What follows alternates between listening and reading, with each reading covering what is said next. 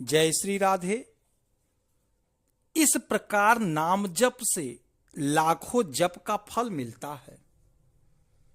परम पूज्य श्री हनुमान प्रसाद पोद्दार जी महाराज कहते हैं, दक्षिण में एक भक्त हुए हैं, उनका नाम धनुर्दास था।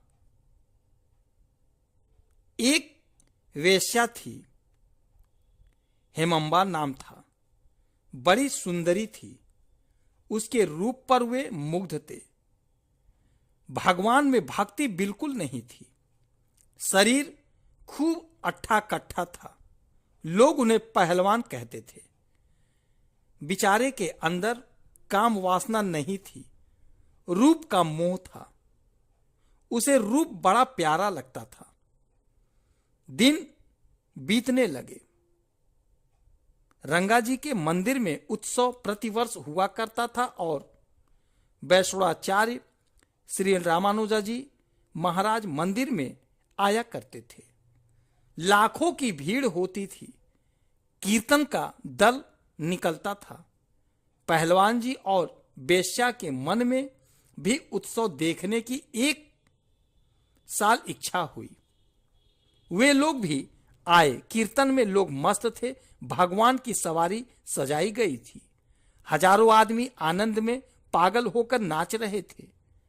पर पहलवान जी को उस वेश्या के मुख की शोभा देखने से ही फुर्सत नहीं थी। वे वहां एकटक उस वेश्या हेमंबा को ही देख रहे थे। श्री रामानुजाचार्य की दृष्टि पड़ गई। इतने बड़े महात्मा की दृष्टि पड़ी, भाग्य खुल गया। श्री रामानुजाचार्य बोले, यह कौन है? उसको दया आ गई थी।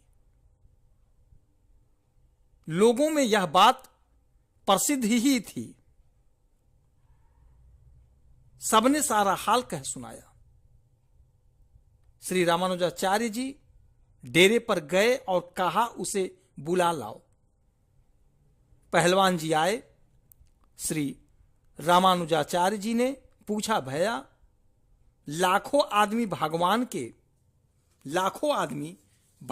के आनंद में डूब रहे थे, पर तुम मल मूत्र के भंडार पर दृष्टि लगाए हुए थे, ऐसा क्यों?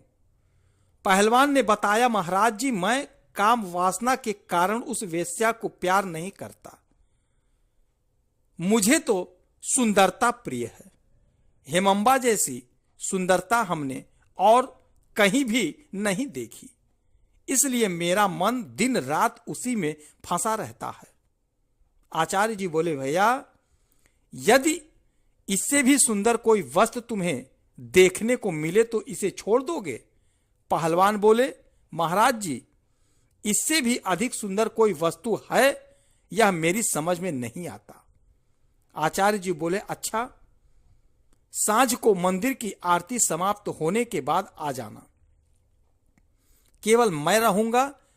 पहलवान जी अच्छा कहकर चले गए। श्री रामानुजाचार्य जी मंदिर में गए। भगवान से प्रार्थना की, प्रभु, आज एक अधम का उद्धार करो। एक बार के लिए उसे अपने त्रिभुवन मोहन रूप की एक हल्की सी झांकी दिखा दो। इतने बड़े महात्मा की प्रार्थना खाली थोड़े ही जाती। अस्तु। सांझ को पहलवान आए। श्री रामानुजाचार्य जी पकड़कर भीतर ले गए और श्री विग्रह मूर्ति की ओर पकड़कर बोले, देख, ऐसा सौंदर्य तुमने कभी देखा है? पहलवान ने दृष्टि डाली। एक क्षण के लिए जन साधारण की दृष्टि में दिखने वाली मूर्ति नहीं रही, स्वयं भगवान ही प्रकट हो गए और पहलवान उस अलौकिक सुंदरता को देखते ही मूर्छित होकर गिर पड़े। बहुत देर के बाद होश हुआ। होश होने पर श्री रामानुजाचार्य जी के चरण पकड़ लिए और बोले, प्रभु, अब वह रूप ही निरंतर देखता रहूं, ऐसी कृपा कीजिए। प्रभु, ऐसी कृपा कीजिए।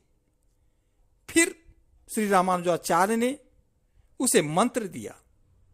वे उनके बहुत प्यारे शिष्यों में तथा एक बहुत पहुंचे हुए महात्मा हुए।